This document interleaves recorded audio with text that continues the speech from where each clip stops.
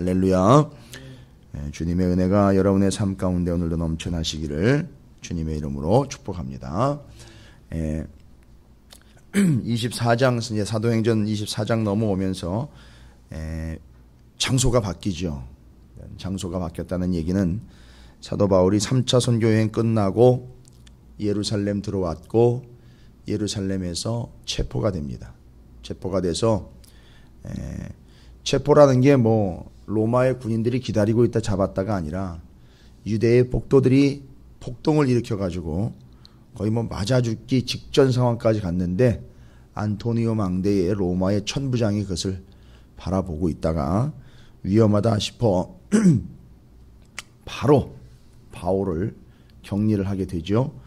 그리고 그때 이후로 이제 유대인들은 바울을 계속 고발을 하는 것이고 또 로마의 천부장 또 이제는 총독 그 다음에 황제까지 이어지게 되는 로마의 시민권을 발동을 시켜서 사도 바울이 나는 황제에게 재판을 받아야 되겠다. 그래서 로마의 시민권을 발동을 한 겁니다. 그래서 로마의 시민은 반드시 황제 앞에서 재판을 받을 수 있는 권리를 갖게 됩니다. 그러면서 이제 그때 에피소드가 하나 소개가 되죠. 로마의 시민이라는 얘기를 딱 듣고는 바로 천부장 루시아가 얘기를 하죠. 네가 로마 시민이었느냐? 넌 어떻게 이 로마의 시민이 됐느냐? 나는 돈을 주고 샀는데. 이 천부장도 참 대단한 사람이죠.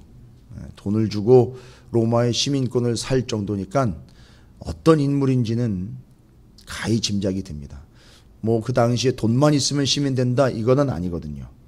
돈과 여러 가지 정황들을 잘 조합을 해서 정치적으로 해야지 시민이 될 수 있었는데 대단하긴 대단한 사람이에요. 그러니까 그런 쪽으로는 관심이 많이 있는 사람이죠. 또 그런 쪽으로는 완전히 도가 터 있는 사람이에요. 그리고 엄청나게 노력도 했을 거예요. 로마의 시민이 되고 또 로마의 단순한 시민이 아니라 천부장까지 되었다니 이거는 대단한 거 아니겠습니까? 이 군대의 지휘관이 될 수 있었다라는 사실은 그건 그냥 쉽게 되는 게 아닐 텐데 그 정도입니다. 이건 뭘 얘기하는 거냐면 이건 제국과 세상의 형편들을 이야기해 주는 거예요. 이런 식으로 이 세상의 세력과 권력과 부귀영화는 노력하는 자들의 것이고 지략의 것이고 또 기회를 잡는 자들의 것이다. 뭐 보여주는 것이기도 하지요. 어쨌든 그렇게 해서 유대인들로부터 격리를 시켜서 예루살렘에서 체포된 사도 바울이 이제 총독이 있는 벨릭스 총독이 있는 가이사라로 호송이 돼 갑니다. 그럴 때 여러분 이제 어제 본문이지만 그 가이사라로 호송되어 갈 때 유대인이지만 로마의 시민 한 사람을 보호하기 위해서 보병 200명과 기병 70명과 창병 200명을 대동을 하죠. 도합 470명이 그 한 사람을 지키는 겁니다. 그 한 사람을 지켜 거의 80km에 다다르는 그 먼 거리를 바울이라는 한 사람을 위하여 지켜 총독 앞으로 이끌고 가게 되지요. 자, 이렇게 해서 로마의 어마어마한 로마 시민 보호 정책을 우리가 볼 수 있습니다. 요거만 보면 어떻게 되죠? 요거만 보면 야, 이거 로마 시민 할만하겠구나. 질문하는 거예요. 이걸 보면서 질문합니다. 이게 본격적으로 로마라는 제국과 하나님 나라의 백성 둘 중에 하나를 선택하라 라는 이런 내용은 안 나와 있어요. 저 뒤에 이제 공동서신 9권 쪽에 가면 그 얘기가 나오지 않습니까? 사도 요한, 요한계시록, 로마의 극심한 핍박에 로마 대화제 사건 이후로 교회에 가해질 때 그때 이제 제국의 세력과 하나님 나라가 충돌하게 되는 것이 극명하게 그려지지만 뭐 벌써부터 그려진다라고 보시면 될 것 같아요. 470명이 하나를 대동을 해가지고 하나를 지키면서 총독 앞으로 데리고 가고 있는 이 모습을 보면서 이런 생각할 수 있죠. 야, 이 470명의 군인이 움직인다. 여러분, 경찰이 움직이는 게 아니라 군인이 움직이는 거예요. 경찰이 아니라 군인입니다. 그러니까 좀 쉽게 얘기 드리면 경찰과 군인의 차이는 뭐냐 하면 경찰은 국민들 사이사이에 치안을 유지하는 거지만 군인은요 나라와 나라 사이에 전쟁을 통하여 나라를 지키는 이들이에요. 근데 이땐 나라를 지키는 군대가 동원이 돼요. 이 작은 거 하나에도 여러분이 좀 세밀하게 관찰을 한다면 천하보다 귀한 한 나라를, 한 영혼에 대한 개념들을 이런 식으로 비교 설명을 하고 있는 겁니다. 로마라는 거대 제국이 한 시민을 보호하기 위한 이 몸부림과 물론 잘 보이기 위함이죠. 국민 한 사람 한 사람을 내 사람으로 만들어 로마의 시민이라는 것을 드러내요. 전 세계의 로마 시민이 얼마나, 이 로마라는 것이 얼마나, 이 로마라는 세력이 얼마나 대단한 건지를 보여주는 예지만 여기서 끝나는 게 아니죠. 그러면 이제 여기에 현혹되면 야, 그러면 로마의 시민 될 만하겠다. 나 로마의 시민 되고 싶다. 이렇게 돼버리는 거죠. 근데 여러분, 로마의 시민이 되는 것은 입장권 얻는 거나 마찬가지라는 거예요. 놀이공원 입장권이, 놀이공원 제한된 시간 끝나면 입장권 소용이 없는 것처럼 잠깐 들어갔다가 잠깐 나오는 그 시민권 얻으려고 아둥바둥 하겠느냐. 그러나 바울이 보여준 거죠. 나는 이 로마의 시민권에 목숨 건 것이 아니라 하나님 나라의 영주권에 목숨을 건 사람이다. 이렇게 해서 나는 이 로마의 시민이 내 목적이 아니라 하나님 나라의 거룩한 백성으로 영주권을 가진 자의 영원한 삶을 사는 것이 내 목표다라는 걸 보여줬어요. 그래서 지금 이 로마의 시민권은 잠깐 로마로 들어가는 입장권으로 쓴 거지요, 바울이 지금. 근데 470명이 군인이 동원되니까, 좀 전에도 말씀드렸습니다만 군인은 항시 총을 휴대하죠. 요즘에는요. 오늘날로 치면 항시 총을 휴대해야 돼요. 그러나 경찰은 항시 휴대하지 않습니다. 가급적이면 사용하지 않는 게 원칙이에요. 그러나 군인은 항상 적들을, 다른 세력들을 견제하기 위해서, 다른 나라를 견제하기 위해서는 항상 총을 휴대하는 거예요. 이런 군인들이 한 시민을 보호합니다. 또 그거 보고 또 야, 제국의 시민 대단하다. 야, 나도 제국 시민 돼야 되겠다. 이런 엉뚱한 생각하면 또 말씀 잘못 보는 거겠죠. 근데 지금은 그렇게 해서 호송이 됐어요. 가이사라로. 거기 총독이 있는 거예요. 여러분, 왜 총독이 예루살렘에 있지 않고 가이사라에 있는지 이런 정치적인 목적에 대해서도 우리는 볼 수 있어야 돼요.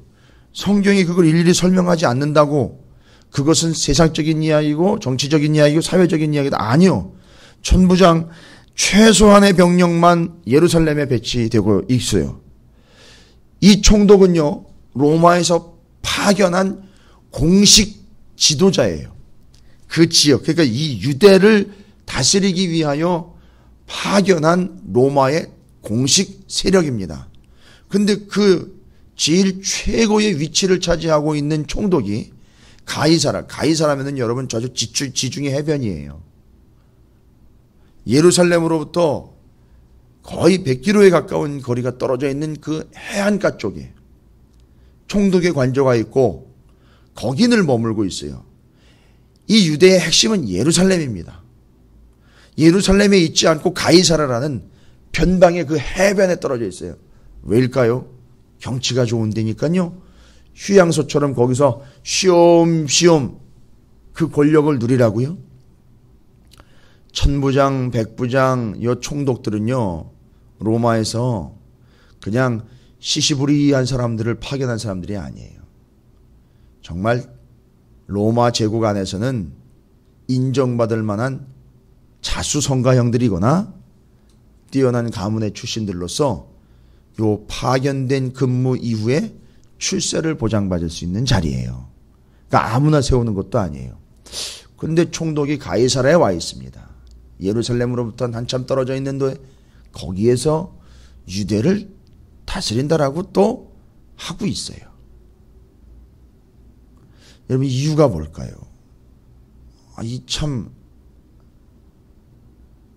고민을 안 해보셨다라는 눈치인 것 같은데, 예. 이건 오늘 총독 앞에서의 재판에 대제사장 측 변호인으로 등장한 더둘로와 같은 사람들, 이런 사람들과 이제 연결이 되는 내용입니다. 여러분 로마는 유대를 배려해 주는 것이 아니에요. 로마는 유대의 심기를 건드리지 않으려고 하는 겁니다. 그래서 최소한의 치안 병력만 예루살렘에 배치가 되고 있는 거예요. 또한 로마라는 거대 세력이 총독의 최고 권력을 가이사라로 빼놓은 이유는 유대와 부딪히지 않기 때문인 겁니다. 유대를 더 불편하게 만들지 않기 위함입니다. 심지어는 지금 바울이 가이사라로 끌려온 다음에 닷새 만에 5일 있다가 뭐가 그렇게 속이 타는지 대제사장 아나니아하고 장로들과 변호사 더둘로를 데리고 지금 총독이 관저가 있는 곳으로 쫓아왔어요. 5일 뒤에요. 엄청 달려온 겁니다. 상당히 급한 거죠. 그 총독이 예루살렘에 있었으면 그냥 편하게 고소해가지고 고발해가지고 직격 실판으로 넘길 수도 있었던 상황인데 멀리까지 왔습니다. 바로 로마는 유대인들과 최소한 부딪히지 않는 최소 병력으로 최소한의 유지할 수 있는 기본만 해주는 거죠. 왜냐하면 유대인들을 건들지 않는 거죠. 왜일까요? 왜 유대인들을 건들지 않는 걸까요? 성전이 있기 때문입니다. 성전을 인정해 줬어요. 그 나라의 종교를 인정해 줬다고요. 그리고는 자치권까지도 인정해 줬어요. 대제사장의 권한도 지금 거의 하늘을 찌를 듯합니다. 거기까지 다 인정해 줬습니다. 이유는요? 여러분, 이 제국과 하나님 나라의 개념을 이해 못하면 이 개념은 또 그냥 훌훌 넘어가고 그냥 날아가 버립니다. 보세요. 그 성전, 제국 인정해 줬어요. 그들의 신앙, 그들의 신실함을 인정해 준 것이 아니라 그 성전에서 나오는 어마어마한 헌금과 어마어마한 금액과 어마어마한 이권이 로마로 들어올 수 있도록 그걸 유지시켜 준 겁니다. 그러니까 그걸 건들지 않는 거예요, 지금. 그리고 거기서 떨어지는 여러 가지 이권들을 로마가 챙기는 겁니다. 여러분, 이게 제국이에요.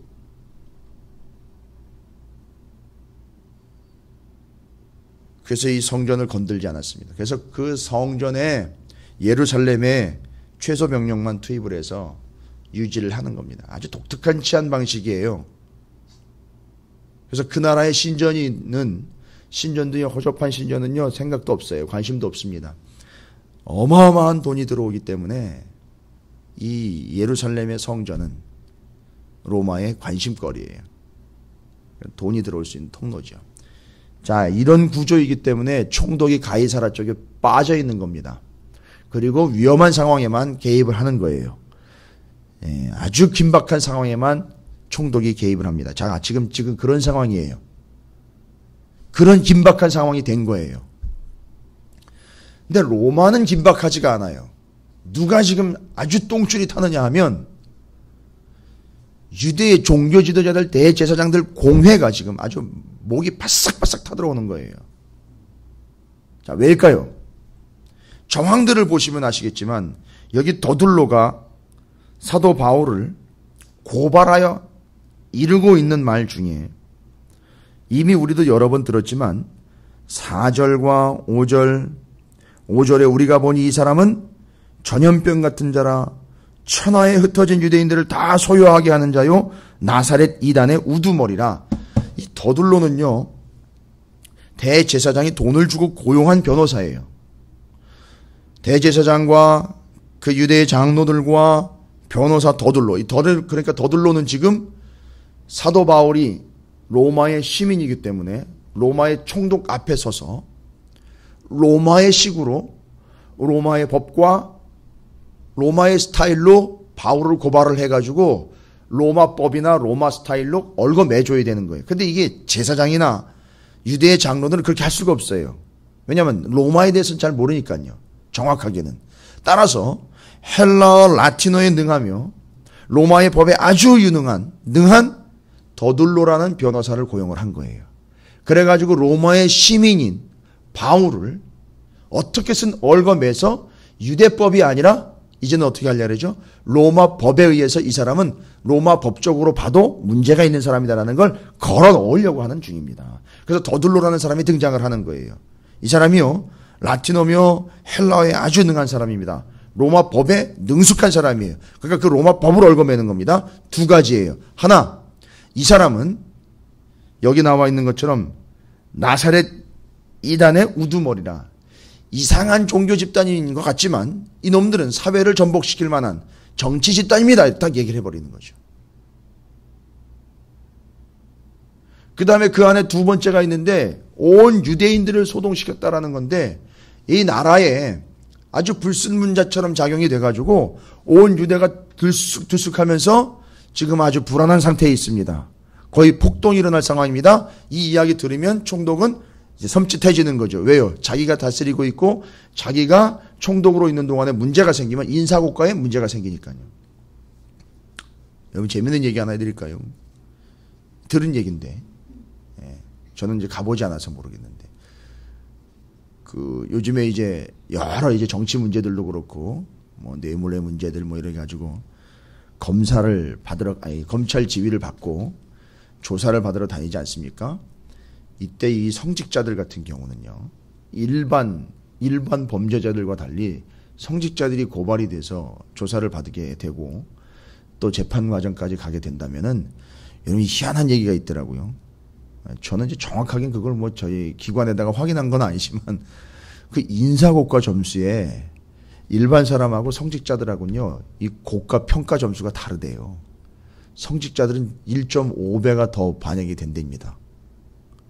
그러니까 뭐 목사, 신부, 이 스님들, 이런 양반들은요, 다 일반 사람이 잡혀와가지고 이 수사를 받는 거하고는 조금 다르답니다.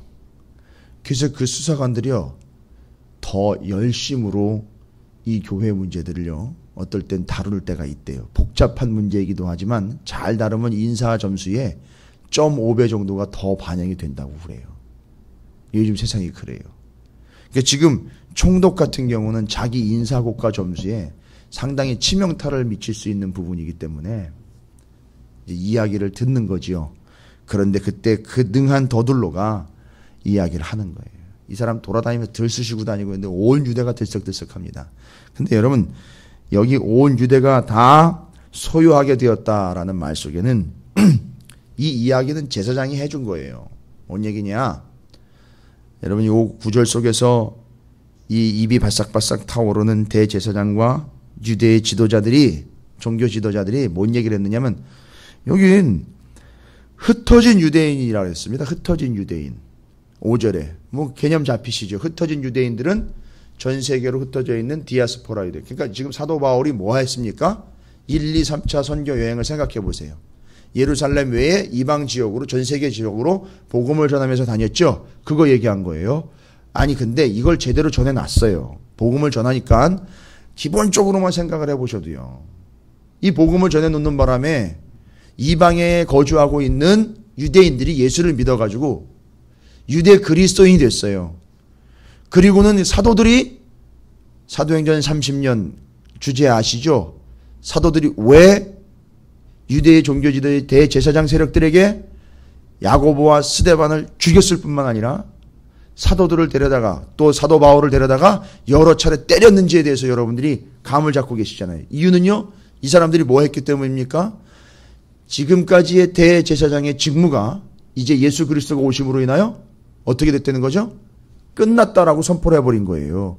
그러니까 전 세계에 흩어져 있는 유대인들 중에 예수를 제대로 믿는 사람들은요, 어떤 일이 발생됩니까?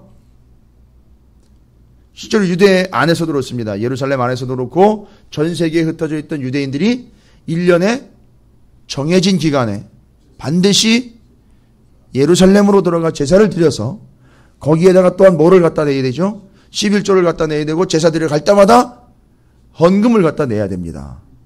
그런데 성전 예산이 급격하게 줄고 있는 거예요, 지금. 어마어마하게 줄고 있는 겁니다, 지금. 이걸 위기의식을 느낀 거예요.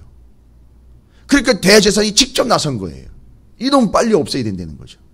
그리고 공식적으로 로마의 총독 앞에서 이놈이 죄인이다라는 게 딱 드러나면 어떻게 돼요? 그 이단은 없애야 될 존재다라는 게 공식적으로 인정받는 거죠. 그러면 그때부터 난리가 나는 겁니다. 그때부터 교회 다 진멸되는 거예요. 왜냐하면 법적 근거가 있으니까요. 여러분, 이게 별거 아닌 것 같은데요. 여기에는 어마어마한 치열함이 있는 거예요, 지금. 아주 복잡한 내용인데, 여기에는 아주 우리가 상상을 초월하는 어마어마한 파워게임이 여기 기어 있는 겁니다. 그러니까 지금 눈에 띄게 예산이 줄은 거예요. 오질 않는 거예요. 이게 작년에 왔던 그 사람이 안 오는 거예요. 넘어갔구나. 이게 딱 계산이 되는 거죠. 그가 지금 왔어요. 가이사라로 5일 만에 부랴부랴 쫓아왔습니다. 그리고 고발을 합니다. 이놈은 로마의 정치적으로 이상한 집단의 우두머리입니다. 또 전 유대인들을 자꾸 술렁술렁 해가지고 예루살렘뿐만 아니라 돌아다니면서 전 세계에 있는 유대인들까지도 동원을 해가지고 으쌰으쌰하고 있습니다. 그러니까 총독이 딱 들었을 때 이제 판단하기 그렇게 얘기하는 거죠. 이건 로마의 득이 되는 존재가 아니라 로마의 해가 되는 존재니까 제거하시라. 이 얘기하는 거예요, 지금. 더둘로가 그걸 로마의 법에 의거해서 아주 뛰어난 화술에 의거해서 바울을 고발을 하고 있는 겁니다. 이유는 이제 제가 설명드린 대로예요. 대제사장의 직무가 이제는 끝났다는 걸 선포를 딱 해버리는 순간. 물론 이제 교회를 다니기 시작한 사람들도, 예수를 믿기 시작한 사람들도 아직까지도 제사를 드리러 간 사람들도 있고요. 이제 정리한 사람들도 있어요. 이제 아직은 섞여 있는 상황이에요. 지금 이 상황에서는요. 그런데 해외를 보면 그렇게 섞여 있는 상황과 심지어는 이제 제사를 드리러 오지 않는 사람들도 섞여 있으면서 어떤 일이 발생됩니까? 바로 제가 아까 말씀드린 대로 아주 눈에 띄게 이전과 지금 비교가 되고 있는 상황으로 가는 거예요. 자, 이제 그 배경을 아시겠습니까? 예, 바로 그거예요. 지금 그 상황이기 때문에 이 사람들이 지금 아주 부랴부랴 발에 불이 나도록 쫓아와가지고 바울을 고발을 하고 있는 겁니다. 이미 다 선포해버린 거예요. 끝났다. 더둘러. 자, 그러면 여러분, 그러면 왜 바울은 또 굳이 로마까지 가기를 원했을까요?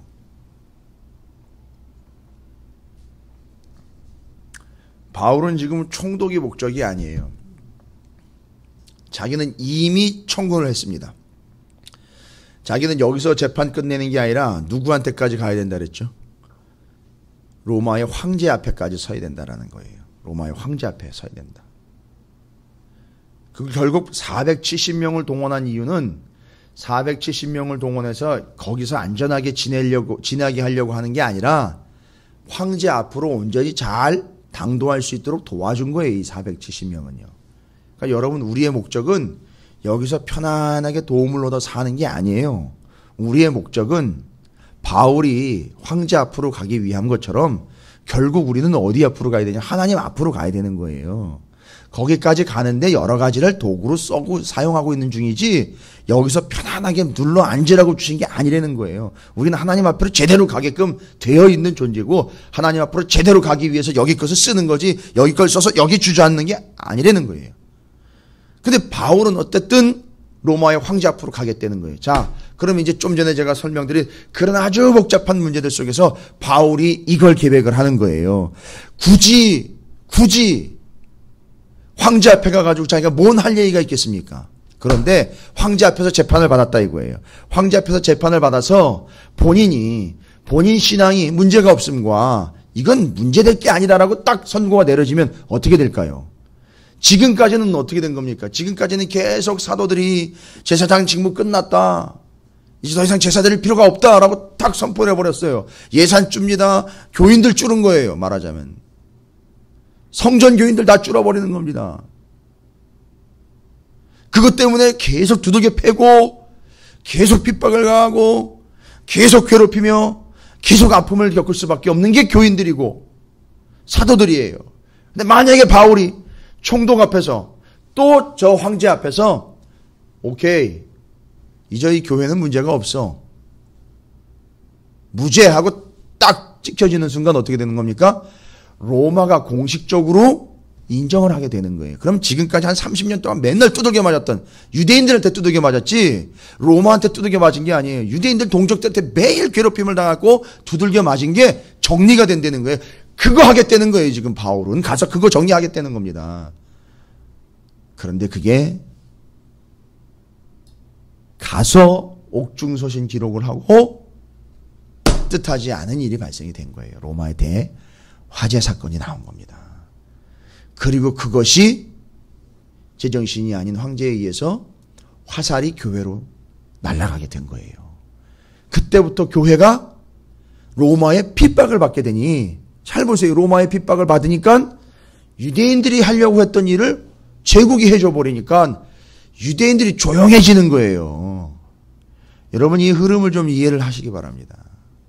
그리고 그 이후로는 이제 로마가 집중적으로 포화를 퍼붓기 시작을 하는 겁니다.